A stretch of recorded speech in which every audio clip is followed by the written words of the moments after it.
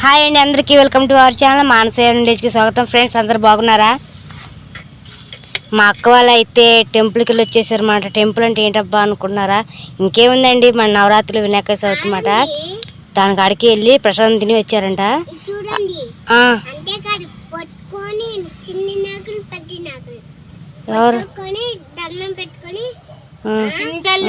అందరి చూపు పాక్క పామ్మ పామ్మ అంటుంది. ఎదకమ్మ అంటే ఇన్నాక పట్టుకొని వద్దాం అనేది వద్దే అన్నం తిన్నమ్మా అనేదా అంటుందా? అంటుంది, అనేది కాదు అంటుంది అనేది అన్నా.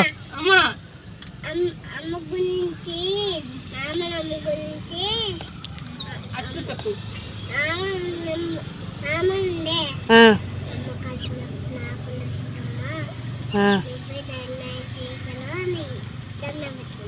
సూపర్ తల్లి, నువ్వు చూడమ్మా నువ్వే దాన్ని ఏం చేయగలవు అని దండం పెట్టుకుందంట.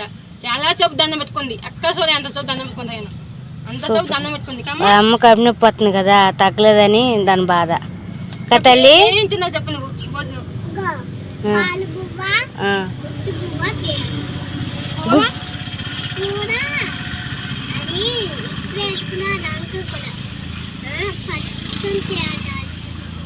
కాదు, గుగ్గిలు వెళ్ళేదా? గుగ్గిలు కాదు, పప్పు వేసారు. వంకాయ, క్యాప్సికము, క్యాప్సికమా? క్యాప్సికం, ఆలుగడ్డ, వంకాయ, క్యాబేజీ వేసి మా అక్క ఏం చెప్పేసా, క్యాప్సికం కూర ఇది వంకాయ కూర కాదు, చింతకి పెట్టచ్చు అనింది. వంకాయ కూర ఏమో దీనికి పత్తం కాదక్క వద్దక్క అని చెప్పి ఇంత ముందు తీసుకొద్దామని భోజనానికి వెళ్ళాను. నేను వెళ్ళేటప్పటికి తినలేదంట. పైన ముక్కలు అన్నీ అయ్యే కాపలే, కానీ లోపల పైన ఆ కూర వరకు గోతులో పడేసంట. అది కుదకాలి. ఎందుకంటే ఫ్రెండ్స్, మా పాప వంకాయ కూర తినకూడదు అన్నమాట. వంకాయ కాదు, నీసు కూడా ముట్టుకోకూడదు.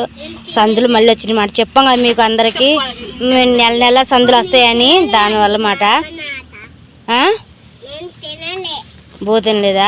వంకాయ కూర తినలేదా? వంకాయ కూర అమ్మా పట్టు అని చెప్పారు కదమ్మా.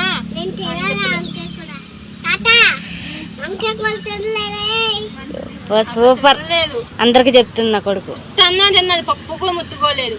పాలు కొద్దిగా ఉంది. మంచి పద్ధతి కాదు. బిర్యానీ బువ్వ పప్పు మంతగుందమ్మా. కాబట్టి చింతలి. ఏం తెచ్చుకున్నావు? ఎలక్కాయ. ఎలకలు తింటాయి ఎలక్కాయని అంటే ఏంటి?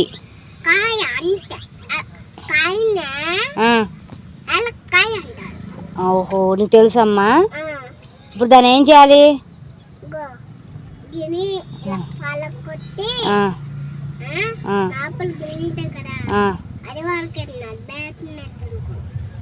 తింటే ఏమవుతుంది?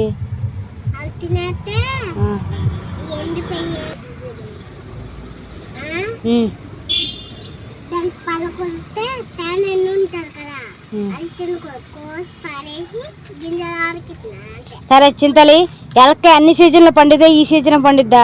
ఈ సీజన్ అట్లమ్మా. దాన్ని చెప్పు నీ అక్క. ఎందుకో అందుకే తెలియాలని నేను చెప్తున్నా. ఎందుకు తల్లి?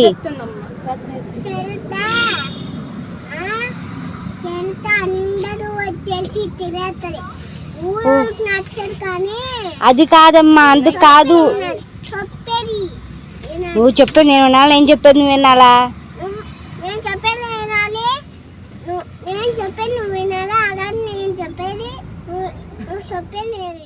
ఫ్రెండ్స్, మా పాపకు చెప్దాం అనుకున్న ఎలక్కాయలు వినాయక చవితికి ఎక్కువ వస్తాయి. ఎందుకంటే వినాయకుడికి ఎలక్కాయలు అంటే బాగా ఇష్టం కాబట్టి ఈ పండగ సీజన్ అప్పుడే ఎలక్కాయలు వస్తాయని చెప్దాం అనుకున్నా. ఈ లోపల ఇక్కడ వినాయక చవితి కదా ఫ్రెండ్స్, ఇక్కడైతే పాటలు అయితే పెట్టారు. అవి మన వీడియోలో రాకూడదు కాబట్టి నేను ఆఫ్ చేశాను. అందుకని నేను వాయిస్ ఇస్తున్నమాట. మా పాప అయితే మా అక్క కోసం స్వయంగా ప్రసాదం అయితే తీసుకొచ్చింది ఫ్రెండ్స్. ఇదిగోండి, మేమైతే వినాయక చవితి వస్తే చాలు ఫ్రెండ్స్, మా ఊర్లో అయితే మేము బడికి వెళ్తాం కదా. బడికి వెళ్ళినప్పుడు వినాయక చవితి మేము ఏం చేస్తామంటే, వాళ్ళు ప్రసాదం పూజ చేసి ప్రసాదం ఇస్తారు కదా. మేము బడిలో నేను మధ్యాహ్నం మాటలో ఒక క్లాస్ ఉంటుంది కదా ఫ్రెండ్స్, ఆ సబ్జెక్టు ఎగ్గొట్టి మరి నేను బయటకు వచ్చి ప్రసాదం తీసుకుని మా అమ్మకి వెళ్ళి ఇచ్చి వచ్చేదాన్ని. ఎందుకంటే మా అమ్మకు చాలా ఇష్టం వినాయక చవితి ప్రసాదం. అందులో పులిహోర అంటే చాలా ఇష్టం. ఇక్కడైతే మనకి పులిహోరను ఇంకా శనగలు ఉంటాయి ఉడకబెట్టిన గుగ్గిలు అవి రాలేదు.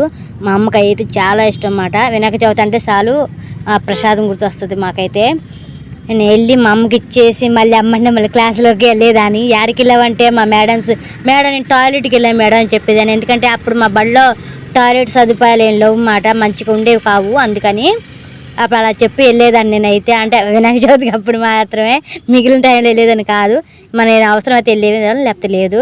అది ఫ్రెండ్స్ మా వినాయక చవితికి అప్పుడైతే మేము చేసేది ఇంటిగా ఉన్నప్పుడైతే.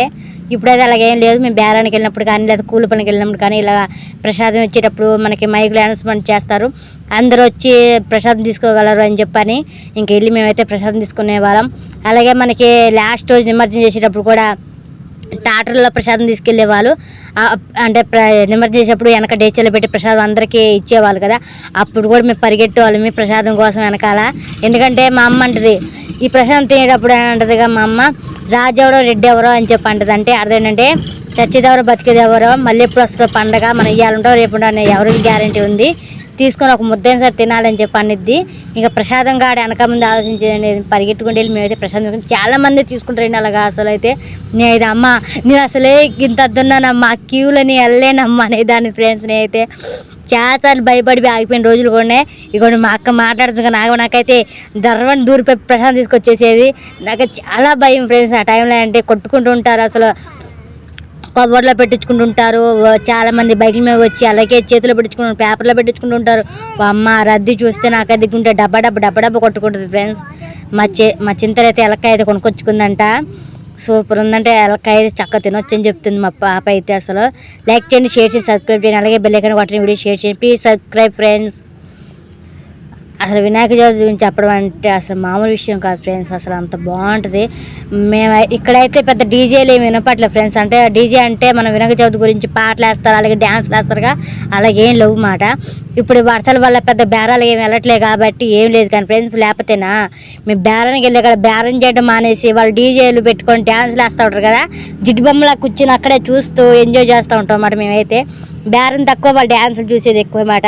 అంత బాగుంటాయి అసలు, చాలా బాగుంటుంది ఫ్రెండ్స్ వినాయక చవితి కంటే. వినాయక చవితి అంటే మన స్కూల్లో ఫంక్షన్ల కన్నా, మన ఇంట్లో ఫంక్షన్ల కన్నా ఇక్కడ ఈ వినాయక చవితి గారు చేసే డ్యాన్సులు కానీ, అలాగే బతుకమ్మ కాడ వేసే డ్యాన్సులు కానీ సూపర్ ఉంటాయి అన్నమాట. చిన్న పెద్ద పేద దానికి లేకోకుండా అందరూ ఒకటే అయిపోతారు దెబ్బతో ఇక్కడైతే. అసలు చిన్నగా అలాగే నాకు వినాయక చవితి అంటే కూడా భయం ఫ్రెండ్స్. ఎందుకంటే ఆ తర్వాత నిమజ్జనం రోజు ఏ కార్యక్రమం అయితే జరుగుతుందో ఆ రోజు అంటే నాకు చాలా భయం. తలుచుకుంటే గుండెలు డబ్బా ఉంటాయి. ఎందుకంటే అన్నీ మనకు తెలుస్తూనే ఉంటాయి, ప్రతి వినాయక చవితికి జరుగుతూనే ఉంటుంది. అసలు ఎందుకు దేవుడు ఇలా జరుగుతుంది, అసలు ఎందుకు ఆదుకోవడా అని చెప్పి అనిపిస్తుంది. ఎందుకంటే అంత భయం వేస్తుంది.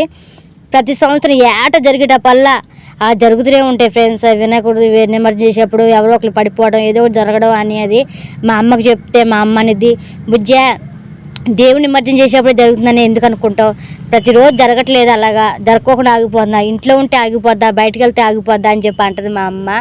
అండ్ నా భయం నాదిగా ఫ్రెండ్స్, అది మాట. అందుకే వినాయకుని పెద్దగా మేము తయారు చేసిన పెద్దగా వెళ్ళాం అదే అక్కడ నిమజ్జనం చేసుకోవడానికి. మా అమ్మ అలాగే చెప్పి. అంతేకాకుండా మేము వినాయక విగ్రహాలు చూసేప్పుడు కూడా అనుకుంటాం, అబ్బా ఈ విగ్రహం బాగుంది, అబ్బా ఆ విగ్రహం బాగుందండి. ఒకరిని మించిన వాళ్ళు ఒకళ్ళు పోటీకి పడి తీసుకొస్తారు విగ్రహాలని.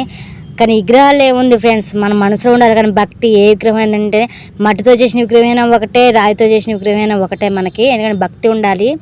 మా అమ్మ అలాగే చెప్పిద్ది అన్నమాట. ఏ విగ్రహాలను చూసి మురిసిపోయినా సరే అది కట్టుకునే చీర కాదు బుజ్జ, మనం అది చూసి మురిసిపోవడానికి అని చెప్పిద్ది మా అమ్మ.